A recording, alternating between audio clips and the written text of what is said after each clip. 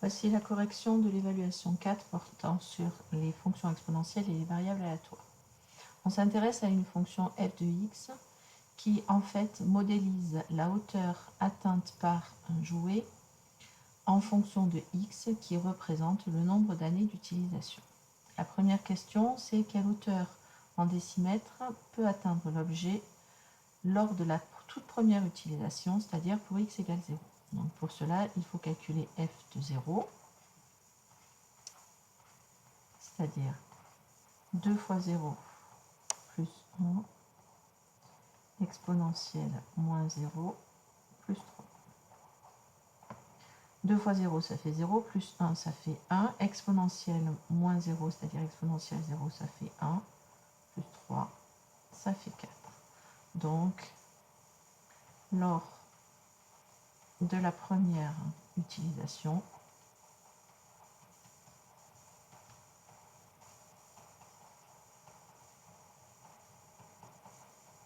l'objet peut atteindre, le jouet peut atteindre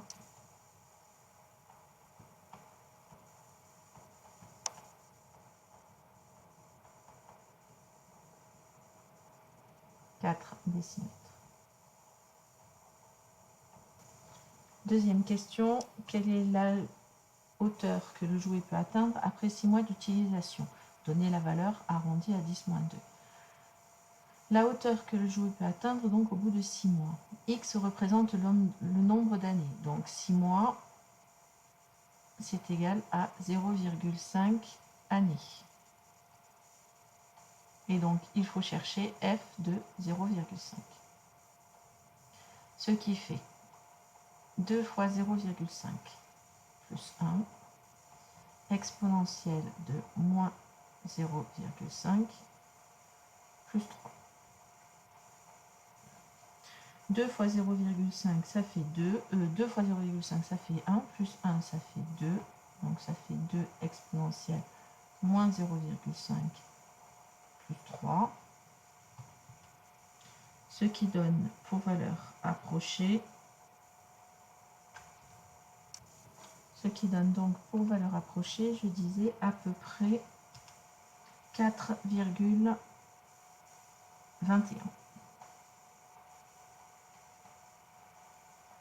Donc au bout de 6 mois, après 6 mois, le jouet peut atteindre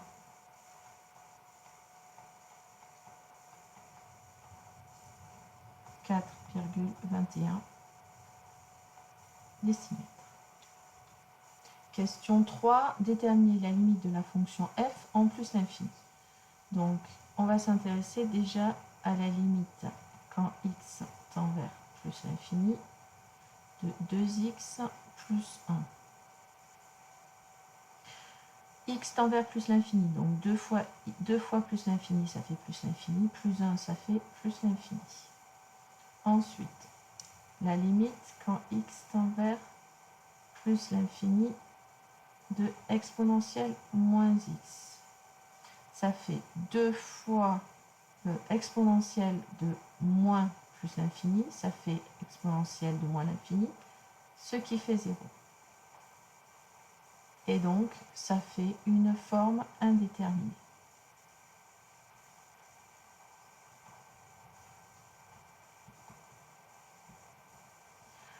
Pour se débarrasser de la forme indéterminée, on va développer f de x. f de x, si on le développe, ça fait 2x exponentielle moins x plus exponentielle moins x plus 3. Et donc, la limite quand x tend vers plus l'infini de 2x exponentielle moins x, ça va être 0, puisque c'est l'exponentielle qui remporte. La limite quand x tend vers plus l'infini de exponentielle moins x, c'est 0 aussi. Et donc, la limite quand x tend vers plus l'infini de f de x, ça va nous donner 0 plus 0 plus 3, c'est-à-dire 3. Interprétez cette limite dans le contexte de la situation étudiée. Si x tend vers plus l'infini peut être assimilé à si l'objet pouvait durer un temps infini.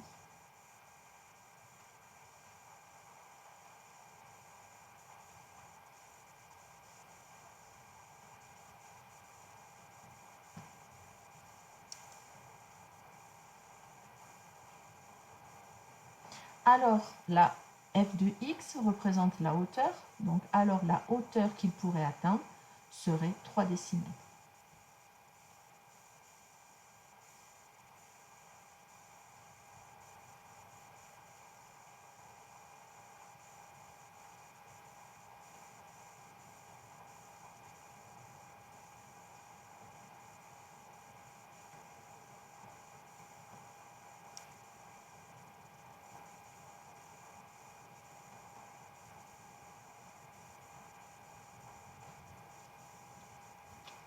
Question 4. Montrez que f' de x est égal à 1 moins 2x exponentielle moins x.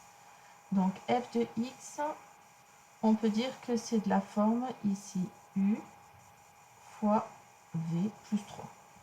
Donc je pose que u, c'est 2x plus 1.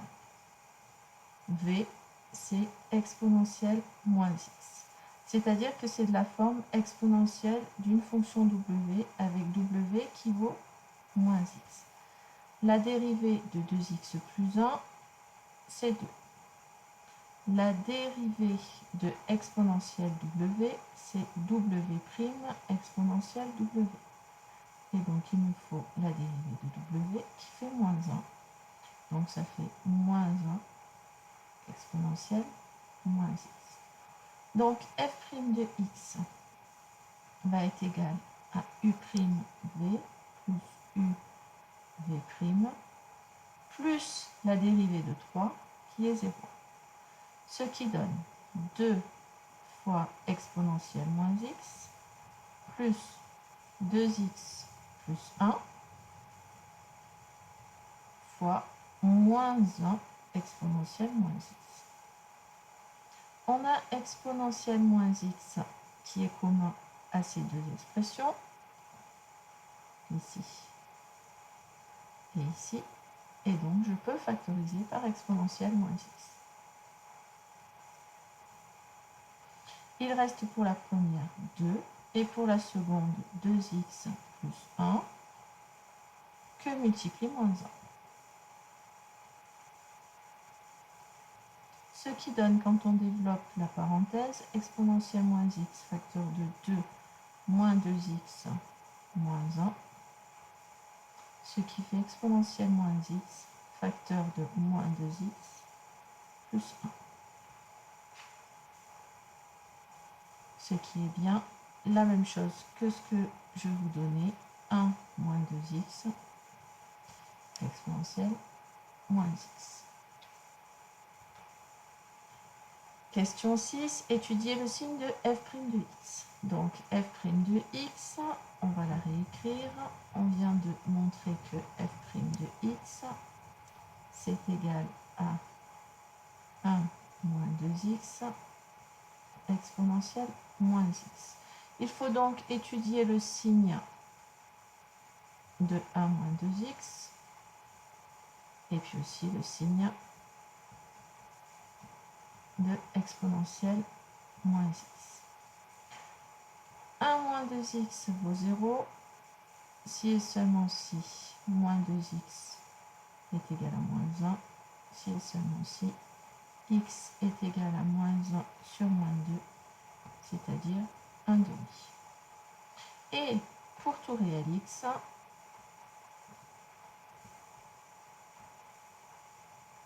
exponentielle moins x est toujours positif. Du coup, on peut faire le tableau de signes de f'.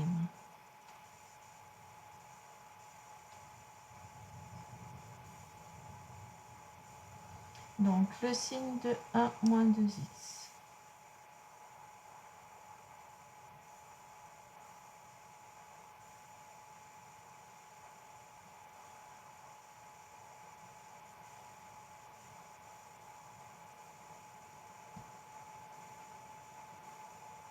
le signe de exponentielle moins x et le signe de f' de x.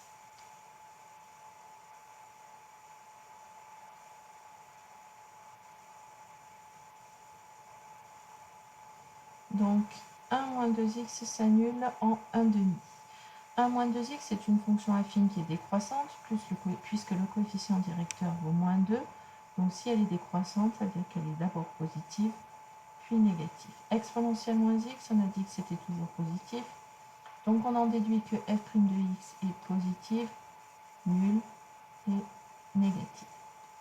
Donc voilà pour ce qui est du tableau de signes de f' de x. Et derrière, on peut en déduire les variations de f.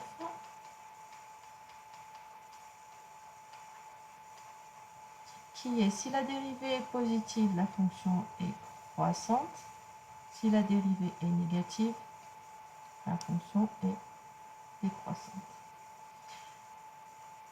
Si x vaut 1,5, ça correspond au f de 0,5 que l'on a calculé tout à l'heure, et on sait que ça vaut à peu près 4,21.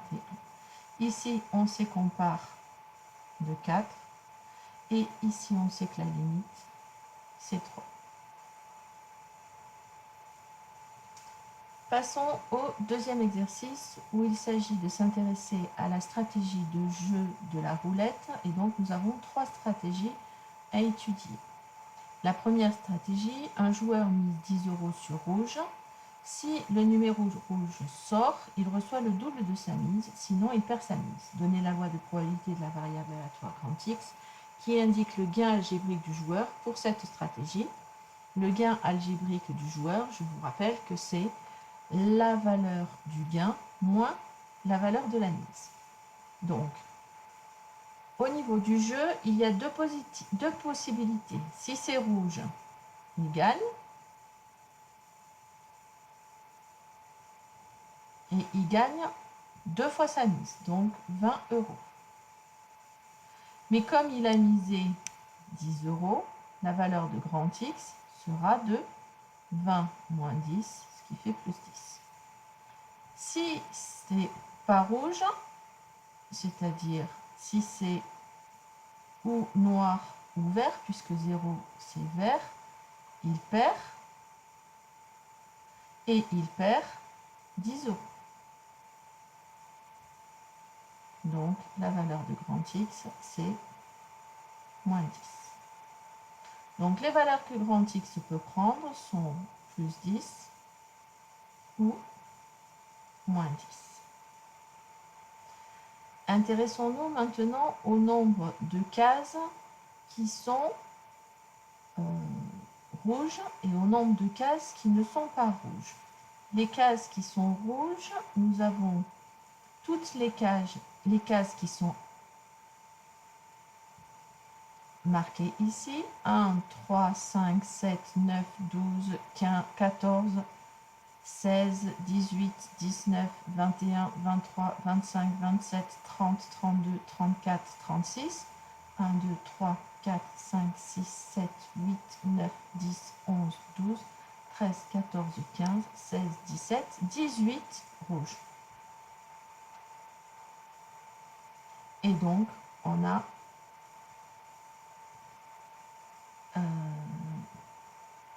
37 cases au total, donc il y a 19 non rouges. Donc la probabilité que on tombe sur du rouge, c'est-à-dire la probabilité que grand X soit égal à 10, elle est de 18 sur le nombre total de cases, à savoir 37. Donc 18 sur 37. La deuxième, la probabilité que ce soit non rouge, elle est égale à probabilité que grand X soit égal à moins 10, et donc elle est égale à 19 sur 37. Voilà donc la loi de probabilité suivie par la variable aléatoire grand X. Pour calculer l'espérance de grand X, on fait 10 fois 18/37 moins 10 fois 19/37, ce qui fait 180/37 moins 190/37, c'est-à-dire 180 moins 190 sur 37, ce qui nous fait donc moins 10/37. Passons à la stratégie numéro 2. Un joueur mise 10 € sur un numéro. S'il sort, il reçoit 36 fois sa mise, sinon il perd sa mise, donner la loi de probabilité de la variable aléatoire grand Y qui indique le gain algébrique du joueur. On a donc deux possibilités. Le numéro sort. Le numéro choisi sort. On a donc à ce moment-là 336 fois 10, c'est-à-dire 360 €. Mais comme on a misé 10 €, la variable aléatoire grand Y va valoir 360 moins 10, c'est-à-dire 350 €. Le numéro choisi ne sort pas.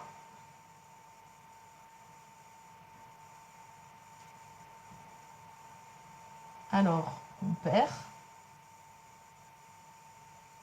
10 €. Et donc, la variable aléatoire grand Y est égale à moins 10.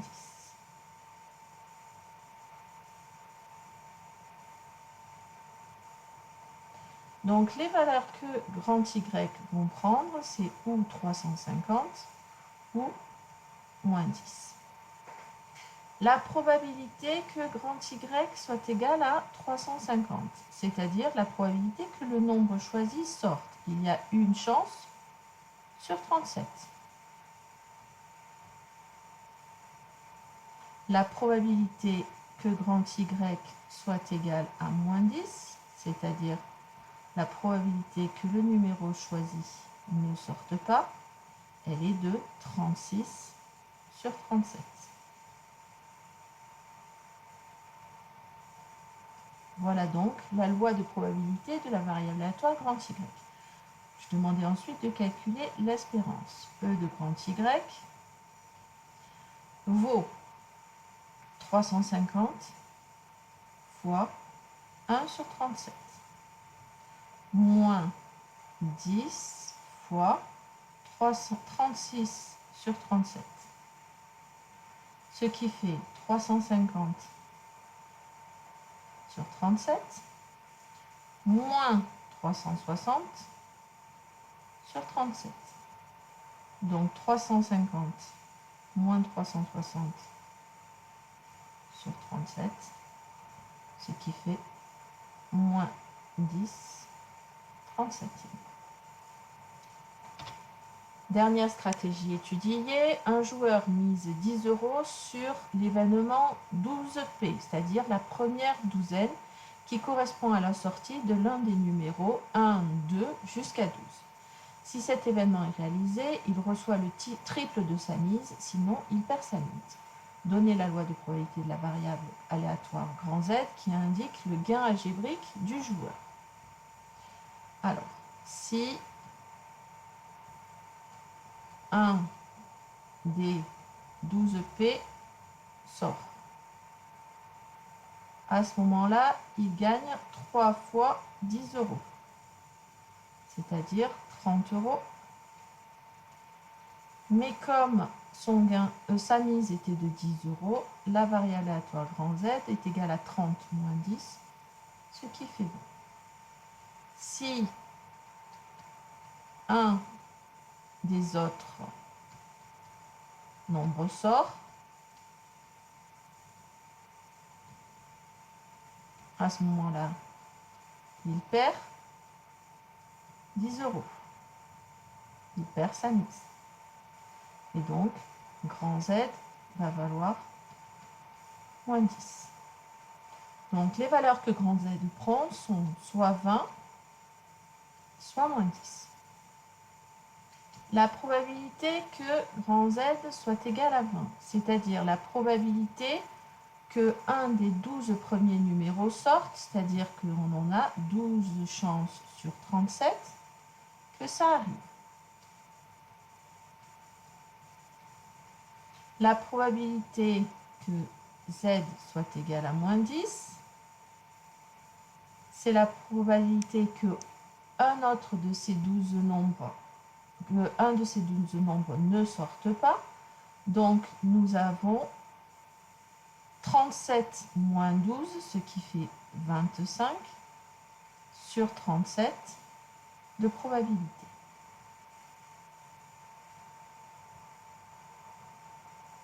Voilà donc la loi de probabilité suivie par la variable aléatoire grand Z. Je demande à nouveau de calculer l'espérance. E de grand Z est donc égal à 20 fois 12 sur 37, moins 10 fois 25 sur 37. 20 fois 12 sur 37, ça fait 240 sur 37, moins 250 sur 37. Ce qui fait 240 moins 250 sur 37, soit donc moins 10 sur 37. Passons à la dernière question de cet exercice qui s'intéresse à quelle stratégie on doit mettre en place. Les trois stratégies en fait conduisent à la même espérance, à savoir moins 10 sur 37. Cette espérance, je vous le rappelle, elle correspond à quoi? À si je joue un grand nombre de fois à la roulette, que ce soit avec la stratégie 1, avec la stratégie 2 ou avec la stratégie 3, en moyenne, mon gain moyen sera de moins 10 sur 37 €, c'est-à-dire à peu près 27 centimes de perte par partie, si je joue un grand nombre de fois. Maintenant, je vous donne les écarts-types qui correspondent à chacune des stratégies. Pour la stratégie 1, l'écart-type est de 10. Pour la stratégie 2, l'écart-type est de 58. Et la stratégie 3, l'écart-type est de 14. Ça signifie quoi? Ça signifie les valeurs que je peux plus ou moins gagner. Ça veut dire que si l'écart-type est de 10 avec l'espérance qui est de moins 10 sur 37, mes gains vont être, quand je joue un grand nombre de fois, compris entre moins 10 sur 37, c'est-à-dire moins 10,27 €, et à peu près 10 €. Moins 0,27. Par contre, la stratégie 2 conduit à, si je perds, mes gains moyens à chaque fois que je vais perdre vont être de à peu près soit moins 58,27 € ou plus quasiment 58 €. Et la dernière stratégie, soit je perds moins 14,27 €, soit je gagne quasiment 14 €. Donc la question est, quel jeu selon vous offre la possibilité de gagner une grosse somme d'argent? Celle qui va permettre de gagner une grosse somme d'argent, c'est celle qui va avoir un écart-type assez important. Et donc, il correspondra à cet écart-type-là. Et donc, c'est la stratégie 2 qui permet de gagner une grande somme d'argent.